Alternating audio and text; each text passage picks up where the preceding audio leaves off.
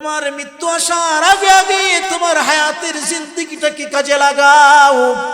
যদি তোমার হায়াতের জিন্দেগি কাজে লাগাইতে না পারো, মৃত্যু যন্ত্রণা যখন চলে আসবে, আফসোস করা ছাড়া কোনো উপায় থাকবে না। তখন আফসোস করেও কোনো লাভবান হওয়া যাবে না। এই জন্য এই 5টা সময়কে আমাদের কাজে লাগাতে হবে। নবী সাল্লাল্লাহু আলাইহি ওয়াসাল্লাম আমাদেরকে সতর্ক করে দিয়েছেন।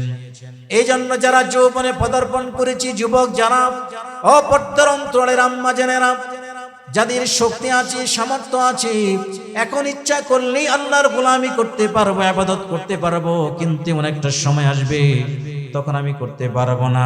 এই যে যৌবন অবস্থায় যদি আল্লাহর গোলামি করি, যৌবন অবস্থার ইবাদতটা আল্লাহর কাছে বড় দাম।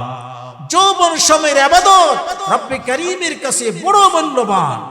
প্রিয় ভাইরা আমার, এই জন্য নবীজি বলেন, সহিহ বুখারীর বর্ণনা 660 নম্বর হাদিসের বর্ণনা, নবীজি বলেন, সাবাতুন ইউজিল্লুহুমুল্লাহু ফি দিল্লিহি ইয়াওমা লা দিল্লা ইল্লা দিল্লুহু।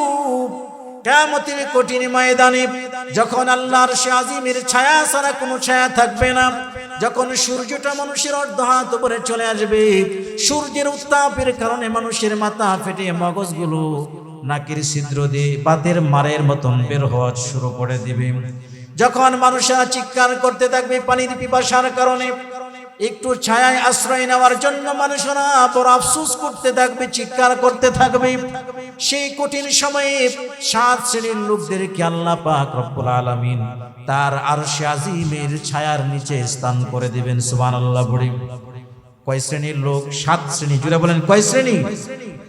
7 শ্রেণীর লোক কিয়ামতের ময়দানে আরশে আজিমের ছায়ার নিচে স্থান পাবে।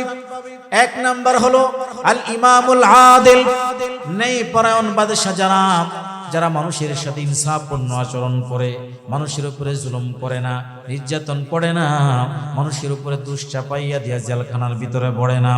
এই সমস্ত বাদশা যারা, বিচারক যারা, তারা কিয়ামতের ময়দানে আল্লাহর আরশে আজিমের ছায়ার নিচে স্থান পেয়ে যাবে। সুবহানাল্লাহ। 2 নাম্বার ওয়াশাবুন নাশা ফি ইবাদাতি রাব্বিহি, যারা যৌবন হালতে আল্লাহর গোলামি করে, যৌবন অবস্থায় আল্লাহর ইবাদত করে, কিয়ামতের ময়দানে তখন আল্লাহর আরশে আজিমের ছায়ার নিচে স্থান পেয়ে যাবে। সুবহানাল্লাহ। প্রিয় ভাইরা আমার, 3 নাম্বার হলো রাজুলুন কলবুহু মুআল্লাকুন ফিল মাসাজিদ, ওই সমস্ত ব্যক্তি যাদের কলবটা মসজিদের সাথে লেগে যায়, যাদের কলবটা মসজিদের সাথে আকৃষ্ট হয়ে যায়, বাড়িতে চলে যায় আর পুরো মসজিদের সাথে মন চলে যায়, আজানটা দেওয়ার সাথে সাথে মসজিদে চলে আসে, মসজিদে আসে আগে যায় সবার পরে, এমন মুসল্লি আছে না নাই? আবার কিছু মুসল্লি আছে আগে আগে চলে আসে, এরপরে যাও সবার আগে। আবার ইমাম সাহেব যদি কেরাত একটু লম্বা করে, তাহলে পিছন দিক থেকে কাশি দেয় কেরাতটা শর্ট করার জন্য, এমন মুসল্লি আছে না নাই? প্রিয় ভাইয়েরা আমার, কিয়ামতের কঠিন ময়দানে যাদের কলবটা মসজিদের সাথে লেগে থাকে, তারা আল্লাহর আরশে আজিমের ছায়ার নিচে স্থান পাবে। সুবহানাল্লাহ। 4 নাম্বার হলো ওয়ারাজুলানি তাহাব্বা ফিল্লাহি ইজতামা আলাইহি ওয়া তাফাররাকা আলাইহি, একজন আরেকজনকে মহব্বত করে ভালোবাসি আল্লাহর জন্য, আবার ঘৃণাও করে পৃথক হয়ে যাও আল্লাহর জন্য, অর্থাৎ ভালোবাসাটাও আল্লাহর জন্য, ঘৃণা করে তাও আল্লাহর জন্য। এই সমস্ত ব্যক্তি কিয়ামতের ময়দানে আরশে আজিমের ছায়ার নিচে স্থান পাবে। সুবহানাল্লাহ। প্রিয় ভাইরা আমার, 5 নাম্বার ওয়ারাজুলুন তালাবাতুহু ইমরাতুন যাতু মানসাবিন ওয়া জামালিন ফাকালা ইন্নী আখাফুল্লাহ,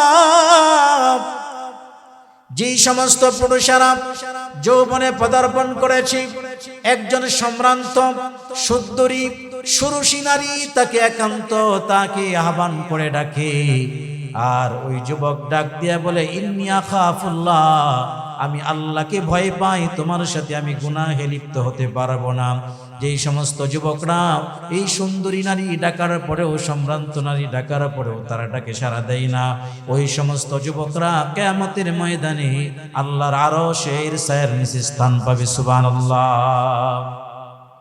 প্রিয় ভাইরা আমার, 6 নাম্বার ওয়ারাজুলুন তাসাদদাকা আখফা হাত্তা লা তা'লামা শিমালুহু মা তুনফিকু ইয়ামিনুহু, আল্লাহ রাস্তায় দান করে ডান হাতে দান করে বাম হাত জানে না, অর্থাৎ গোপনে আল্লাহর রাহে দান করে, ওই সমস্ত ব্যক্তিরা কিয়ামতের ময়দানে আল্লাহর আরশে আজিমের ছায়ার নিচে স্থান পেয়ে যাবে। সুবহানাল্লাহ। 7 নাম্বার হলো ওয়ারাজুলুন যাকারাল্লাহ কালিয়ান ফাফাদাত আইনাহু, যেই সমস্ত ব্যক্তিরা আল্লাহর জিকির করে আর চোখ থেকে পানির ফোঁটাগুলো ঝরে। আল্লাহর জিকিরে তো স্বাদ, এত মজা, আল্লাহর জিকির করে চোখ থেকে পানির ফোঁটাগুলো বেয়ে বেয়ে পড়ে। কিয়ামতের ময়দানে ওই সমস্ত জাকিরিনরা আল্লাহর আরশে আজিমের ছায়ার নিচে স্থান পেয়ে যাবে। আল্লাহু আকবার। প্রিয় ভাইরা আমার, যারা সময়ের কদর করবে, সময়ের মূল্যায়ন করবে, তারা কিয়ামতের ময়দানে আল্লাহর আরশে আজিমের ছায়ার নিচে স্থান পেয়ে যাবে। যাদের হৃদয়ে আছে আল্লাহর ভয়, তারা কভু পথ ভুলে যায় না। আল্লাহর প্রেম ছাড়া এই দুনিয়া কারো কাছে কোনো কিছু চাই না। রাতের আধারে যারা সিজদাতে রয়, দু চোখের অশ্রুতে নদী যেন বয়। রাতের আধারে যারা সিজদাতে রয়, দু চোখের অশ্রুতে নদী যেন বয়। ছলনার হাত ছানি যত আসুক, ছলনার হাত ছানি যত আসুক, পিছনে ফিরে সে তাকাই না। যাদের হৃদয়ে আছে আল্লাহর ভয়, তারা কভু পথ ভুলে যায় না। আল্লাহর প্রেম ছাড়া এই দুনিয়ায় কারো কাছে কোনো কিছু চাই না। আল্লাহর প্রেম ছাড়া এই দুনিয়ায় কারো কাছে কোনো কিছু চাই না।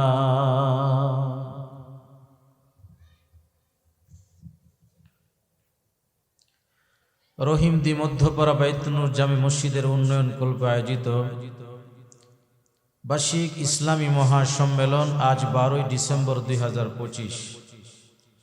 মহতি ইসলামী মহাসম্মেলনের মোহতারাম সম্মানিত সভাপতি, প্রধান অতিথি, বিশেষ অতিথিবৃন্দ, মুআজ্জাজ মুকাররম জাতির মুকুট ওয়ারাসাতুল আম্বিয়া হযরত উলামায়ে কেরাম, আমার সামনে উপবিষ্ট ইসলাম প্রিয়, দিন প্রিয়, কোরআন প্রিয় সম্মানিত মুরব্বিয়ান, কলিজার টুকরা যুবক ভাইরা, পর্দার অন্তরালের শ্রদ্ধেয়া সম্মানিত মা ও বোনেরা, সর্বপ্রথম আল্লাহ সুবহানাহু ওয়া তাআলার মহান দরবারে অসংখ্য অগণিত শুকর, যে মহান আল্লাহ পাক আমাদেরকে অত্যন্ত দয়া করে, মায়া করে, অনুগ্রহ করে, ভালোবেসে জান্নাতের বাগানে, বেহেশতের বাগানে আসার এবং বসার তৌফিক দান করেছেন। আসতে পেরেছি সেই মহান মালিকের দরবারে কালিমাতুশ শুকর অন্তরে অন্তঃস্থল থেকে আল্লাহকে খুশি করার লক্ষ্যে ইমানের সর্বোচ্চ আওয়াজ দিয়ে সকলে পড়ছি আলহামদুলিল্লাহ। সকলে পড়ছি রব্বানা লাকাল হামদ হামদান কাসীরান তাইয়িবান মুবারাকান ফীহি। প্রশংসা করলাম কার? আর একটু জোরে বলেন। আল্লাহর প্রশংসা করলে লাভ না লস? কেমন লাভ? আল্লাহ পাক রব্বুল আলামিন সূরা ইব্রাহিমের 7 নম্বর আয়াতে বলেন, লা ইন শাকারতুম লাযীদান্নাকুম ওয়া লা ইন কাফারতুম ইন্না আযাবী লাশাদীদ।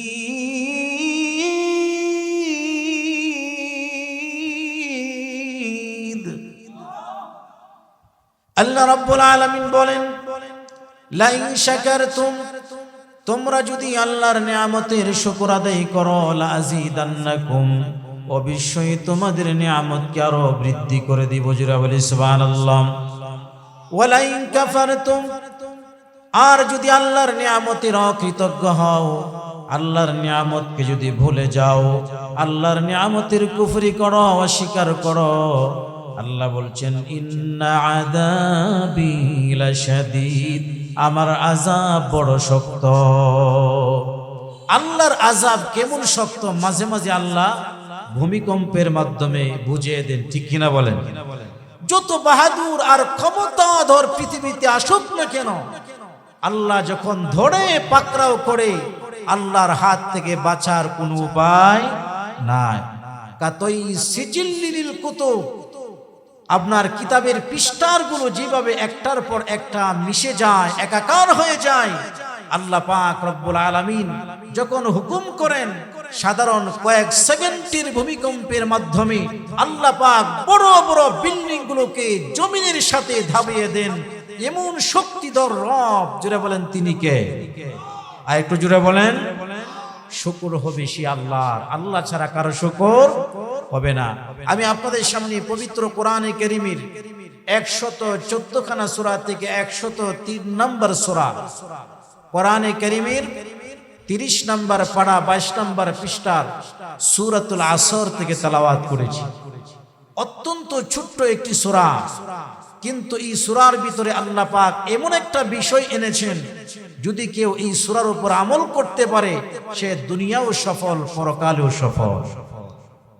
আমরা পৃথিবীতে যারা আছি সবাই দুনিয়াতে সফল হতে চায়, নাকি কেউ ব্যর্থ হতে চায়? ব্যর্থতার গ্লানি নিয়ে কেউ জমিনে বাঁচতে চায় না, সবাই চায় আমি সফল হব। এই পৃথিবীতেও সফলতা চায়, পরকালেও সফলতা চায়। সফলতা আর বিফলতার মালিক জুড়ে বলেন কে? আল্লাহ পাক রব্বুল আলামিন হচ্ছেন ক্ষমতাধর। তিনি যখন যা ইচ্ছা শুধু বলেন কুল, সাথে সাথে হয়ে যায়। ইদা আরাদা শাইআন আইয়াকুলা লাহু কুন ফায়াকুন।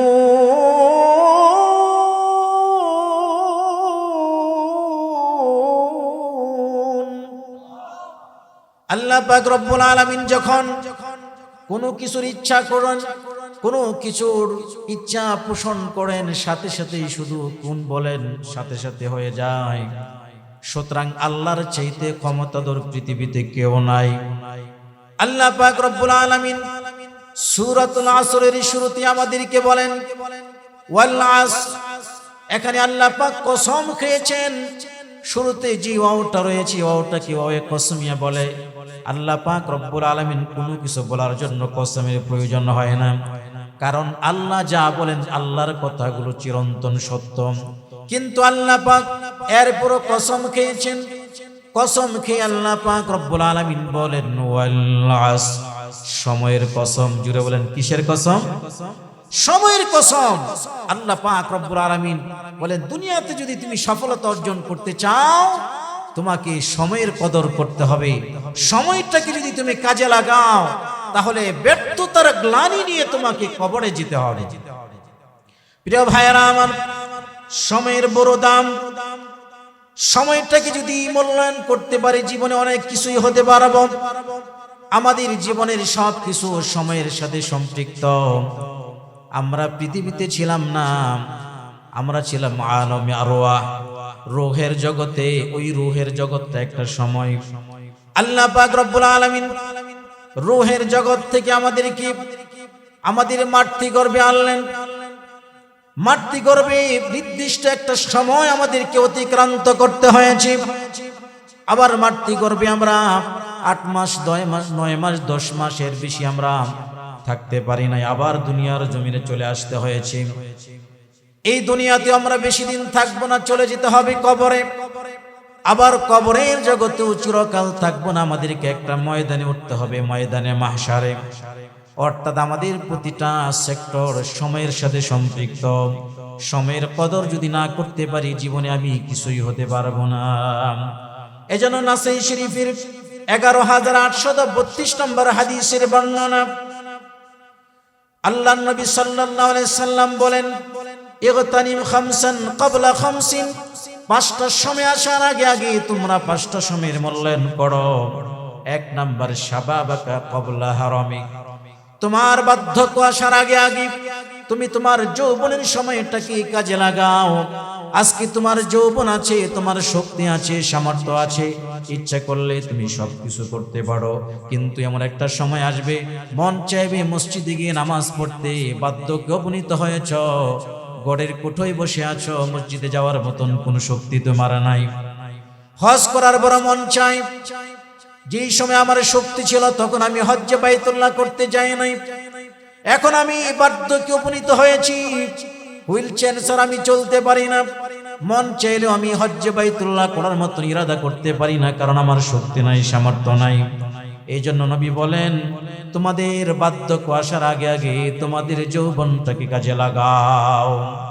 2 নাম্বার, ওয়াসিহাতাকা ক্বাবলা সুকুমিক, তোমাদের অসুস্থতা আসার আগে আগে তোমাদের সুস্থতার সময়টাকে কাজে লাগাও।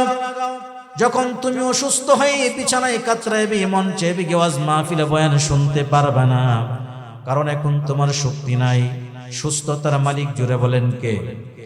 অসুস্থতার মালিক কে? আল্লাহ যখন তোমাকে অসুস্থ বানায় বিছানায় ফেলে রাখবেন, তখন তোমার কোনো ক্ষমতা নাই, তুমি বের হবা মসজিদে গিয়ে নামাজ পড়তে, মন চাইলেও যেতে পারবা না। এই জন্য নবী বলেন, সুস্থতার সময়টা কাজে লাগাও, অসুস্থ আসার আগে আগে।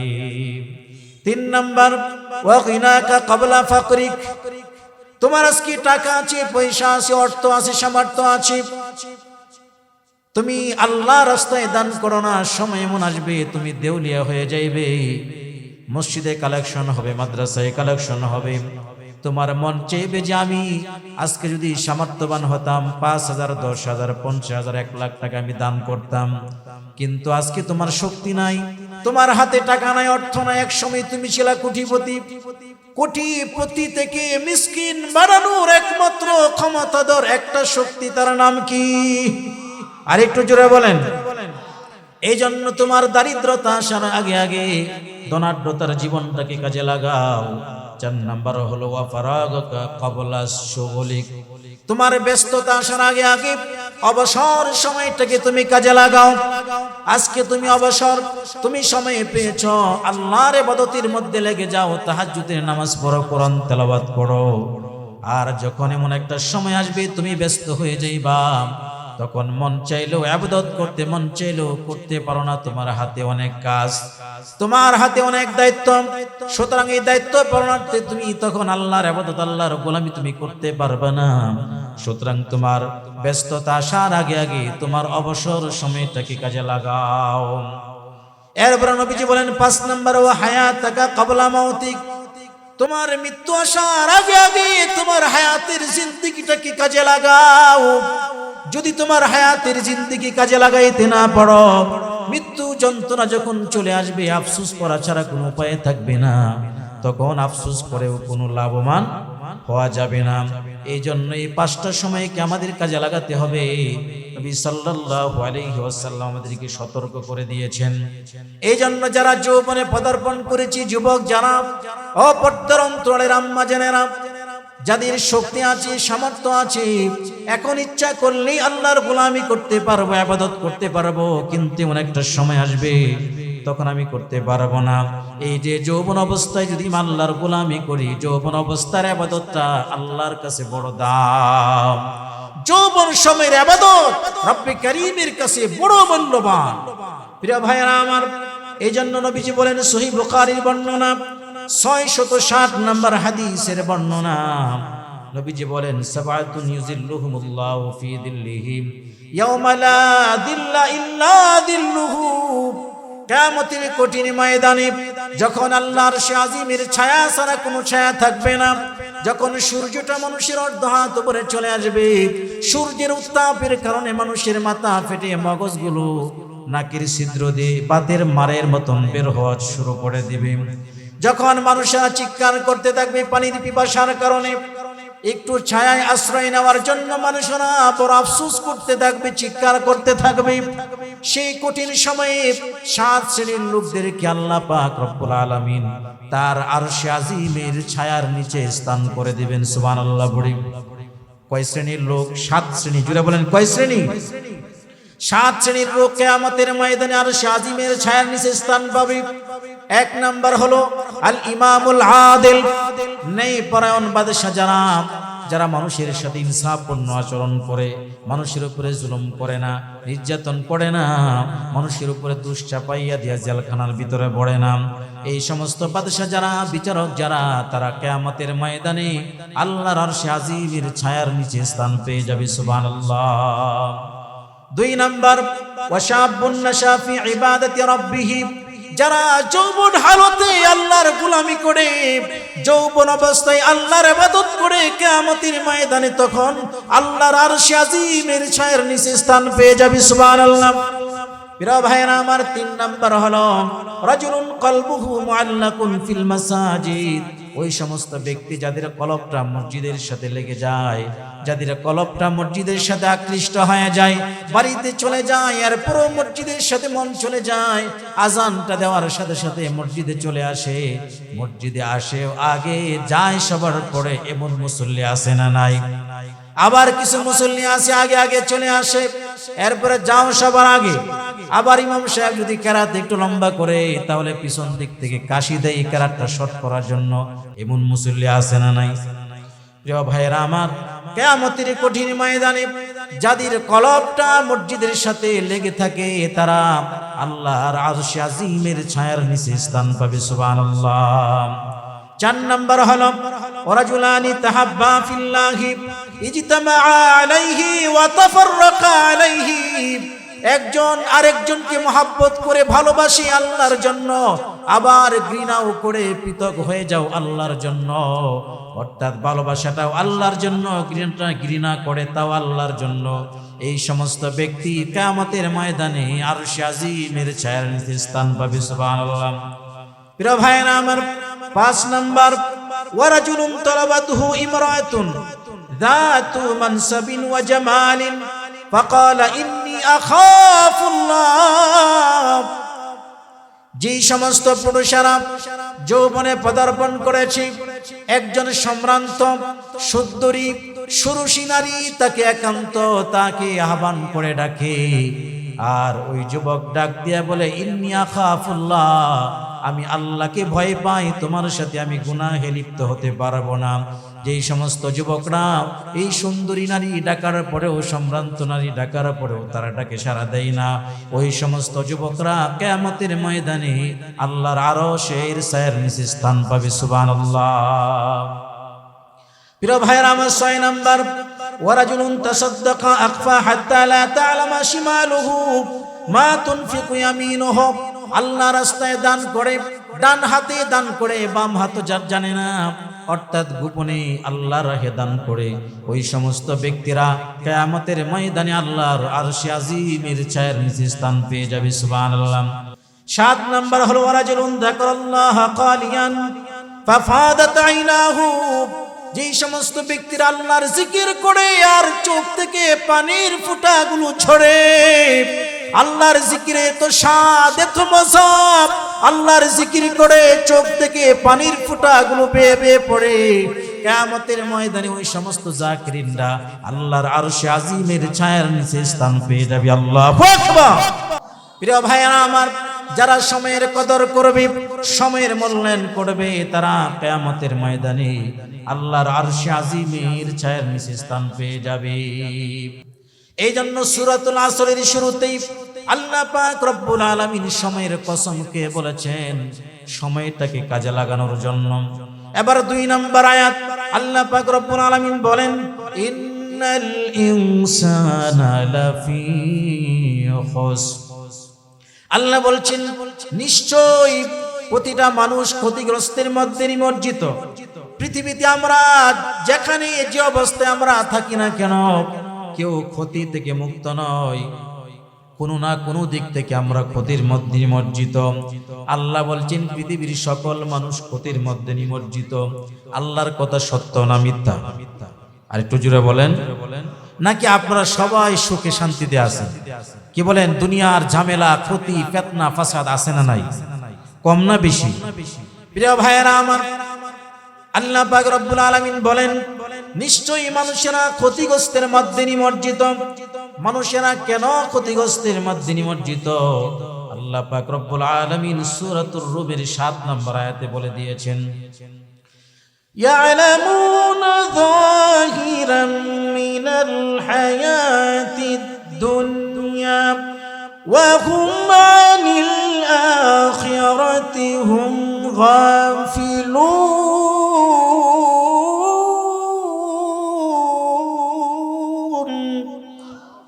পৃথিবীর মানুষ কেন ক্ষতিগ্রস্তের মধ্যে নিমজ্জিত?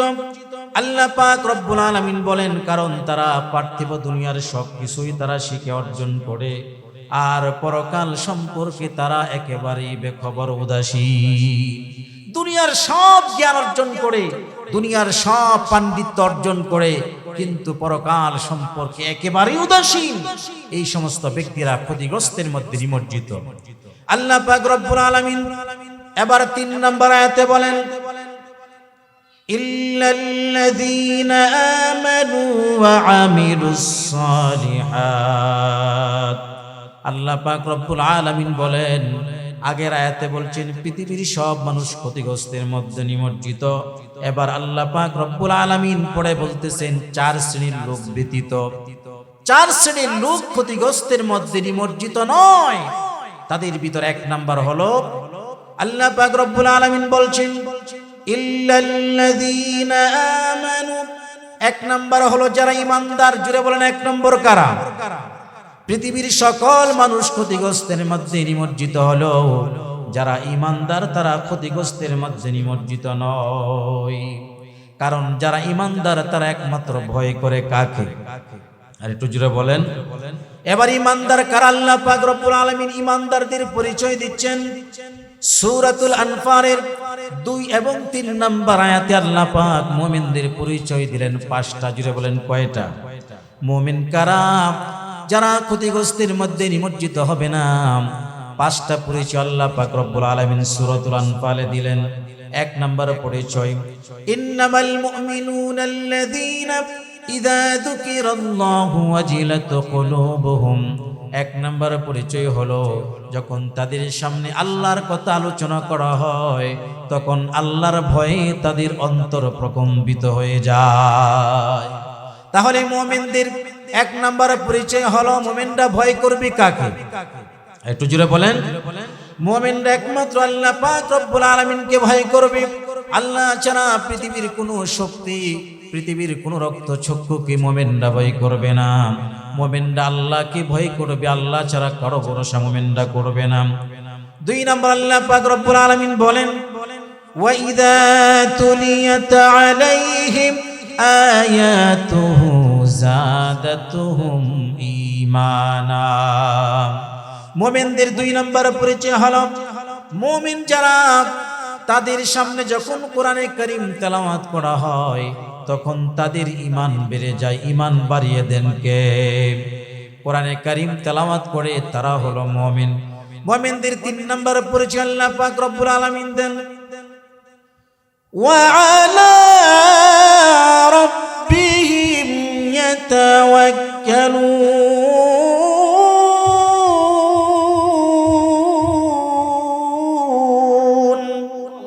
মুমিনদের ৩ নম্বর পরিচয় আল্লাহ দেন, মুমিনরা একমাত্র ভরসা করে। জোরে বলেন কার উপরে? আরো জোরে বলেন। আল্লাহ ছাড়া কারো উপরে ভরসা করা যাবে না। আমাদের সব কিছুর একচ্ছত্র মালিক। জুড়ে বলেন কে? প্রিয় ভাইরা আমার, মুমিনদের ৩ নম্বর পরিচয়, মুমিনরা আল্লাহর উপরে তাওয়াক্কুল করে। আর আল্লাহ বলেন, ওয়া মাইয়া তাওয়াক্কাল আলাল্লাহ ফাহুয়া হাসবুহু। যারা আল্লাহর উপর ভরসা করে, তাওয়াক্কুল করে, আল্লাহ পাক রব্বুল আলামিন তাদের জন্যই যথেষ্ট হয়ে যায়। মুমিনদের ৪ নম্বর পরিচয়, আল্লাহ পাক রব্বুল আলামিন বলেন, আল্লাযীনা ইউকিমুনাস সালাত।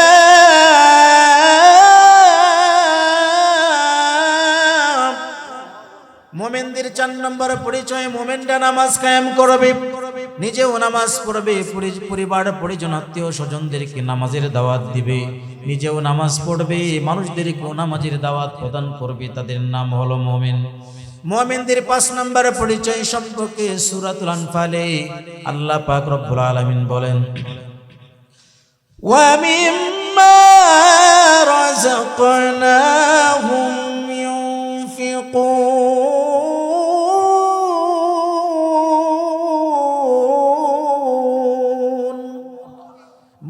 মুমিনদের 5 নম্বরে পরিচয় হলো মুমিন যারা আল্লাহর দেওয়া সম্পদ আল্লাহর রাস্তায় দান করে। আমাদের সম্পদের মালিক কে? একটু জোরে বলেন। আবার সম্পদগুলোকে ধ্বংস করার মালিকও কে? মুমিন যারা আল্লাহর দেওয়া সম্পদ আল্লাহর রাস্তায় দান করে। তাহলে সূরাতুল আনফালে মুমিনদের পরিচয় পাইলাম কয়টা? 5টা। জুড়ে বলেন কয়টা? 1 নাম্বার মুমিন যারা আল্লাহকে ভয় করে। 2 নাম্বার মুমিনরা কোরআন তেলাওয়াত করে। 3 নাম্বার মুমিনরা আল্লাহর উপরে ভরসা করে। 4 নাম্বার মুমিনরা নামাজ কায়েম করে। 5 নাম্বার মুমিনরা আল্লাহর দেওয়া সম্পদ আল্লাহর রাস্তায় দান করে। তাহলে আল্লাহ পাক রব্বুল আলামিন সূরাতুল আসরে জানায়া দিলেন পৃথিবীর সকল মানুষ ক্ষতিগ্রস্তের মধ্যে নিমজ্জিত ঈমানদার ছাড়া। 1 নাম্বার যারা মুমিন তারা ছাড়া মুমিনরা আল্লাহর নিরাপদে মুমিনদেরকে আল্লাহ পাক রব্বুল আলামিন তার সাহায্যে মুমিনদেরকে ক্ষতি থেকে মুক্ত করে দিবেন। প্রিয় ভাইরা আমার, মুমিনরাকে আল্লাহ পাক রব্বুল আলামিন হেফাজত করেন, কারণ মুমিনরা আল্লাহ পাক রব্বুল আলামিনের উপরে ভরসা করে। তাদের জবান থেকে পড়ে নিয়েছে লা ইলাহা ইল্লাল্লাহু মুহাম্মাদুর রাসূলুল্লাহ সাল্লাল্লাহু আলাইহি সাল্লাম। মুসলিম শরীফের 94 নম্বর হাদিসের বর্ণনা হযরত আবু যর গিফারি রাদিয়াল্লাহু তাআলা আনহু থেকে হাদিসটি বর্ণিত। قال النبي صلى الله عليه وسلم ما من عبد قال لا إله إلا الله ثم مات على ذلك। কোন ব্যক্তি যখন এই কালিমা পড়বে লা ইলাহা ইল্লাল্লাহ আর মৃত্যু পর্যন্ত এই কালিমার উপরে অটুট থাকবে, অবিচল থাকবে, ইল্লা দাখালাল জান্নাহ, নবী বলেন ওই ব্যক্তি জান্নাতে প্রবেশ করবে। সুবহানাল্লাহ। প্রিয় ভাইরা আমার, তাহলে পৃথিবীর সকল মানুষ ক্ষতিগ্রস্তের মধ্যে নিমজ্জিত হলেও 1 নাম্বার মুমিন যারা তারা ক্ষতিগ্রস্তের মধ্যে নিমজ্জিত নয়। ইল্লাল্লাযীনা আমানু ওয়া আমিলুস সলিহাত। 2 নাম্বার হলো যারা আমলে সলেহ করে, ভালো কাজ করে, নেকের কাজ করে, পুণ্যের কাজ করে, তারাও ক্ষতিগ্রস্তের মধ্যে নিমজ্জিত নয়। তাদেরকেও সমস্ত ক্ষতি থেকে বাঁচিয়ে দিবেন কে? আল্লাহ পাক রব্বুল আলামিন বলেন সূরাতুন নাহলের 97 নম্বর আয়াত, মান আমিলা সালিহাম মিন যাকারিন আও উনসা ওয়া হুয়া মুমিনুন ফালানুহইয়ান্নাহু হায়াতান তাইয়্যিবা। আল্লাহ পাক রব্বুল আলামিন বলেন মুমিনদের ভিতরে পুরুষ এবং নারী যারা আমলে সলেহ করবে, পুণ্যের কাজ করবে, ভালো কাজ করবে, আমি আল্লাহ পাক রব্বুল আলামিন তাদেরকে সুন্দর পবিত্র একটা জীবন তাদেরকে উপহার দিব। সুবহানাল্লাহ। যারা ভালো কাজ করে, পুণ্যের কাজ করে, তাদেরকে আমি সুন্দর পবিত্র একটা জীবন তাদেরকে উপহার দিব। প্রিয় ভাইরা আমার, 3 নাম্বার পৃথিবীর সকল মানুষ ক্ষতিগ্রস্তের মধ্যে নিমজ্জিত হলো। 3 নাম্বার কারা ক্ষতির মধ্যে নিমজ্জিত নয়? আল্লাহ পাক রব্বুল আলামিন বলেন ওয়াতাওয়াসাউ বিল হাক্কি।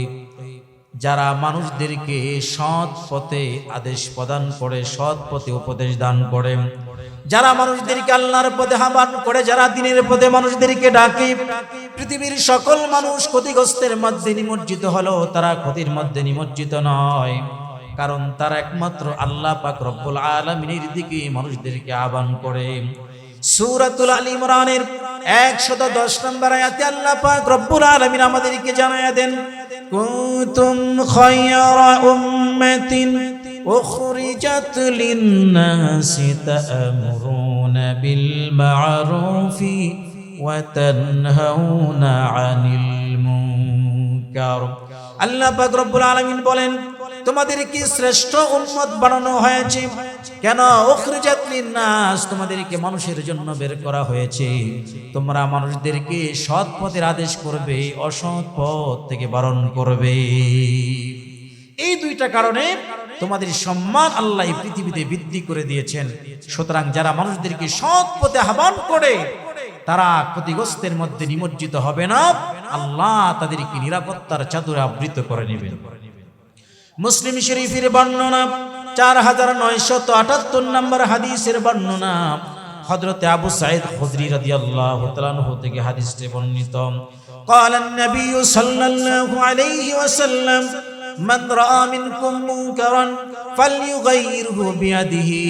কোন ব্যক্তি তোমরা যখন সমাজের ভিতরে অনিষ্টতা দেখতে পাও, যখন সমাজের ভিতরে দেখতে পাও মানুষেরা গুনাহের ভিতরে লিপ্ত, যখন তোমরা সমাজের ভিতরে দেখতে পাও মানুষেরা শিরকের ভিতরে লিপ্ত, যখন দেখতে পাও সমাজের মানুষেরা গুনাহের ভিতরে লিপ্ত, গান বাদ্যের মধ্যে লিপ্ত রয়েছে, ফালইউগাইরহু বিয়াদিহি, তোমার হাতে যদি ক্ষমতা থাকে তুমি হাত দ্বারা প্রতিহত করো।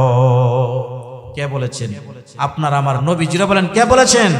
নবীজি বলেছেন, যখন এই সমাজের ভিতরে অনিষ্টতা দেখতে পাও, সমাজের মানুষেরা অনিষ্টতার ভিতরে লিপ্ত, তোমার যদি শক্তি থাকে তাহলে হাত দ্বারাতে প্রতিহত করো। সমাজের ভিতরে গুনাহের কাজ অনিষ্টতা আছে না নাই? জোরে বলেন। সুদ আছে না নাই? ঘুষ আছে না নাই? দুর্নীতি আছে না নাই? জোরে বলেন না, কে আছে না নাই? সমাজের ভিতরে দুর্নীতি আছে, মাদক আছে, সবগুলো অনিষ্টতা থেকে সমাজকে আমাদেরকে উদ্ধার করতে হবে। সমাজের অনেক মানুষেরা শিরকের ভিতরে লিপ্ত আছে না নাই? আর একটু জোরে বলেন। আমাদেরকে ইবাদত করতে হবে, মাথা সিজদা একমাত্র আল্লাহর দরবারে দিতে হবে, আল্লাহর কদমে সিজদা দিতে হবে। কিন্তু সমাজের ভিতরে এক শ্রেণীর লোকেরা আছে পীর বাবার পায়ের নিচে সিজদা করে, আছে না নাই? নাকি আপনাদের এলাকা নাই? পীরের পায়ের মধ্যে সিজদা করে, নাউজুবিল্লাহি মিন যালিক। একমাত্র সিজদা হবে কার কদমে? আরো জোরে বলেন। আল্লাহ ছাড়া কারো কদমে সিজদা করা হারাম। আল্লাহ পাক রব্বুল আলামিনের কদম ছাড়া কারো কদমে সিজদা করা যাবে না। সাহায্য চাইতে হবে কার কাছে? আমাদের টাকার প্রয়োজন কার কাছে? সম্মানের প্রয়োজন কার কাছে? আমাদের যা কিছুর প্রয়োজন, ছেলেটার বিবাহের প্রয়োজন, মেয়েটার বিবাহের প্রয়োজন, আমাদের ঋণগ্রস্ত হয়ে গেছে, ঋণ থেকে মুক্তির প্রয়োজন, সব কিছুর সমাধান কে দিবেন? আর একটু জোরে বলেন। এরপরে সন্তান দেওয়ার মালিক, জোরে বলেন কে? এটা মনে হয় খাজা বাবা। একটু জোরে বলেন। সমাজের ভিতরে গান গায় না, কেউ ফিরে না খালি হাতে, খাজা তোমার দরবারেতে, নাউজুবিল্লাহ, জোরে বলেন না। অথচ কথাটা এইভাবে বলা উচিত ছিল, কেউ ফিরে না খালি হাতে, আল্লাহ তোমার দরবারে। কেউ ফিরে না খালি হাতে, আল্লাহ তোমার দরবারে। আল্লাহর দরবার থেকে কেউ খালি হাতে ফিরে যায় না। সন্তানের প্রয়োজন হলে কার কাছে চাইবো? আর একটু জোরে বলেন। আর জীবনে কোনো সময় কবরে, মাজারে তাদের কাছে সাহায্য চাইবো না, কারণ যিনি কবরে আছেন তিনি পার পাবেন কিনা সেটাই তো জানা নাই। তা আপনাকে বাঁচাইবে কেমনে? সুতরাং সেও মরবে, আপনিও মরবেন, এজন্য তাকেও মারবেন না, আপনিও মরবেন না। সাহায্য চাওয়ার প্রয়োজন হইলে কার কাছে চাইবেন? আর একটু জোরে বলেন। हर हमेशा देने को तैयार है, हर हमेशा देने को तैयार है, जो ना मांगे उससे बेजार है। যারা আল্লাহর কাছে চায়, যারা আল্লাহর কাছে সাহায্য প্রার্থনা করে, আল্লাহ পাক রব্বুল আলামিন তাদের প্রতি খুশি হয়ে যান। আর যারা আল্লাহর কাছে সাহায্য চায় না, আল্লাহ তাদের প্রতি অসন্তুষ্ট হয়ে যায়। এজন্য আল্লাহ ছাড়া কারো কাছে সাহায্য চাইব না, আল্লাহ ছাড়া কারো গোলামি করব না, আল্লাহর সাথে কাউকে অংশীদার স্থাপন করব না। নবীজি বলেন, ইদার আমিনকুম মুনকারান, যখন তোমরা সমাজের ভিতরে কোনো অনিষ্টতা দেখতে পাও, ফালইউগাইরহু বিয়াদিহি, তোমাদের যদি শক্তি থাকে হাত দ্বারাতে প্রতিহত করো, হাত দ্বারাতে তোমরা সমাজ থেকে এগুলোকে দূর করে দাও। ফাইল্লাম ইয়াস্তাতি ফাবিলিসানিহি, যদি তোমার শক্তি না থাকে, হাত দ্বারাতে প্রতিহত করতে না পারো, তাহলে তুমি জবানটাকে কাজে লাগাও, সুন্দর সুন্দর কথার মাধ্যমে তাকে বোঝাও। বুঝের মাধ্যমে দেখো তাকে গুনাহ থেকে আনতে পারো কিনা, বুঝের মধ্যে দেখো তাকে শিরিক থেকে আনতে পারো কিনা, কবর পূজা থেকে আনতে পারো কিনা, মানুষ থেকে, মানুষের কাছে চাওয়া থেকে আল্লাহর দরবারে চাওয়ার ক্ষেত্রে ফিরাইতে পারো কিনা। যদি তাও তোমরা না পারো, ফাইল্লাম ইয়াস্তাতি, তাও তোমাদের পক্ষে সম্ভব নয়, জবান দ্বারা যদি তুমি কিছু বলতে চাও, যখন তুমি মাইকের সামনে হক কথাগুলো বলবা, তখন তোমার জবানটাকে টেনে ধরবে, তখন বলবে হুজুর ওয়াজের ভিতরে রাজনীতি করবেন না। যখন হক কথাগুলো বলা হয় তখন বাধাগ্রস্ত হয়ে যায়, বলে তখন যদি তুমি বাধাগ্রস্ত হয়ে যাও, সত্য হক কথাগুলো যদি জবান দিয়া বলতে না পারো, ফালইউগাইরহু বিয়াদিহি ফাইল্লাম ইস্তাতিম ফাবিকলবিহি, যদি তাও না পারো তাহলে তুমি অন্তর দ্বারাতে পরিকল্পনা করো কিভাবে সমাজ থেকে তুমি অনিষ্টতাগুলো, সমাজ থেকে খারাপিগুলো কিভাবে তুমি দূর করতে পারো। এবার নবীজি বলেন যালিকা দাফুল ঈমান, এটা হলো ঈমানের সর্বনিম্ন স্তর। তুমি যদি মানুষকে গুনাহ থেকে হাত দ্বারা প্রতিহত করতে পারো, হাত দ্বারা যদি গুনাহ থেকে বারণ করতে পারো, তুমি 1 নম্বর প্রতিবাদকারী। তাও যদি না পারো জবান দ্বারা প্রতিবাদ করো, তুমি 2 নম্বর প্রতিবাদকারী। তাও যদি না পারো অন্তর দ্বারাতে তুমি পরিকল্পনা করো, অন্তর দ্বারাতে ঘৃণা নয়, অন্তর দ্বারাতে তুমি পরিকল্পনা করো সমাজ থেকে কিভাবে গুনাহকে, অনিষ্টতা থেকে সমাজ থেকে উৎখাত করা যায়। নবীজি বলেন যালিকা দাফুল ঈমান, 3 নম্বর স্তরে যারা আছে তারা হলো সবচেয়ে দুর্বল ঈমানদার। এখন হাদিসের সাথে মিলান, আমরা ঈমানদারের কোন স্তরে আছি? সমাজের ভিতরে নাচ হচ্ছে, গান হচ্ছে, মানুষেরা জানে এটা খারাপ, কিন্তু আমার ঈমান কেমন, আমি প্রতিবাদ করব এই শক্তিটুকু আমার নাই। আমি এটাকে বাধা দিয়ে সমাজ থেকে গান বাদ্য উৎখাত করব এই সুযোগ আমার নাই। এমনকি দেখা যায় অন্তর দ্বারাতে পরিকল্পনাও করি না, এমন মুমিনও আছে না নাই? সুতরাং আপনারা কোন জান্নাতে যাবেন, কোন মুমিনের অন্তর্ভুক্ত আপনারা হবেন? এজন্য পৃথিবীর সকল মানুষ ক্ষতিগ্রস্তের মধ্যে নিমজ্জিত হলো। 3 নাম্বার হলো যারা মানুষদেরকে হক পথে দাওয়াত দেয়, মানুষদেরকে দিনের পথে আহ্বান করে, সবাই ক্ষতিগ্রস্ত হলো, তারা ক্ষতির মধ্যে নিমজ্জিত নয়। এরপরে আল্লাহ পাক রব্বুল আলামিন বলেন ওয়াতাওয়াসাউ বিস-সাবর। 4 নাম্বার হলো তারা ক্ষতিগ্রস্তের মধ্যে নিমজ্জিত নয়, যারা মানুষদেরকে ধৈর্যের আহ্বান করে, মানুষদেরকে সবরের আহ্বান করে। যখন মানুষেরা বিপদে পড়ে যায়, মুসিবতে পড়ে যায়, টেনশনে পড়ে যায়, তখন মানুষেরা তাদেরকে ধৈর্যের আহ্বান করে। তোমার মা মারা গেছে, তোমার বাবা মারা গেছে, ধৈর্য ধারণ করো, আল্লাহর উপরে ভরসা করো। আল্লাহ পাক রব্বুল আলামিন তোমার সন্তানটাকে তোমার কাছ থেকে নিয়ে নিয়েছেন, ধৈর্য ধারণ করো, সবর করো। মানুষদেরকে ধৈর্যের আদেশ দ্বারা যায়। আল্লাহ পাক রব্বুল আলামিন বলেন সবাই ক্ষতিগ্রস্তের মধ্যে নিমজ্জিত হলো, তারা ক্ষতির মধ্যে নিমজ্জিত নয়। তাহলে 4 নাম্বার হলো যারা মানুষদেরকে ধৈর্যের প্রতি আহ্বান করে। বিপদ আমাদের মাঝে আসে না নাই? একটু জোরে বলেন, বিপদ আসে না নাই? বিপদ মুসিবত আসলে কার কাছে সাহায্য চাইব? একটু জোরে বলেন। আমরা যদি আল্লাহর কাছে 2 পদ্ধতিতে সাহায্য চাইতে পারি। কয় পদ্ধতি? 2 পদ্ধতিতে যদি আল্লাহর কাছে আমরা সাহায্য চাইতে পারি, আল্লাহ আমাদেরকে সাহায্য করবেন। কোরআনে কারীমের সূরাতুল বাকারা, কোরআনে কারীমের 2 নম্বর সূরা, 2 নম্বর পারা, 2 নম্বর পৃষ্ঠার সূরা বাকারার 153 নম্বর আয়াতে আল্লাহ পাক রব্বুল আলামিন আমাদেরকে জানিয়ে দিলেন। আল্লাহ পাক রব্বুল আলামিন বলেন ইয়া আইয়ুহাল্লাযীনা আমানুস তাঈনু বিস-সাবরি ওয়াস-সালাহ।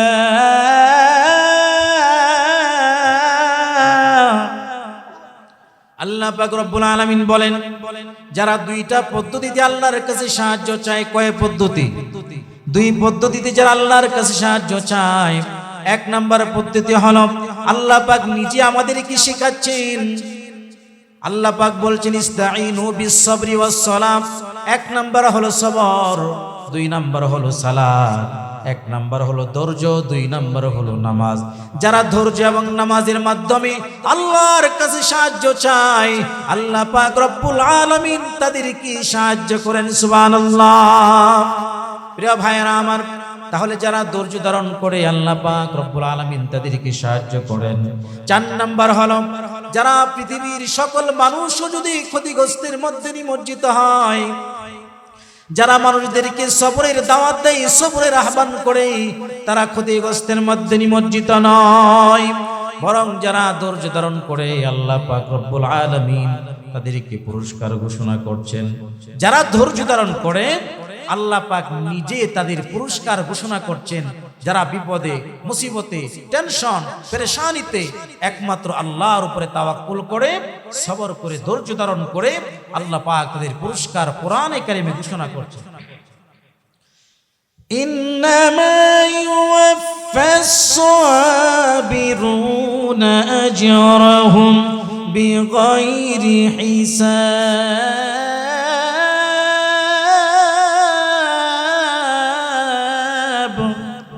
আল্লাহ পাক রব্বুল আলামিন বলেন, নিশ্চয়ই যারা ধৈর্য ধারণ করবে তাদের জন্য রয়েছে অসংখ্য অগণিত পুরস্কারের ব্যবস্থা। আল্লাহ বলছেন অসংখ্য অগণিত পুরস্কারের ব্যবস্থা তাদের জন্য রয়েছে যারা বিপদ মুসিবতে ধৈর্য ধারণ করে।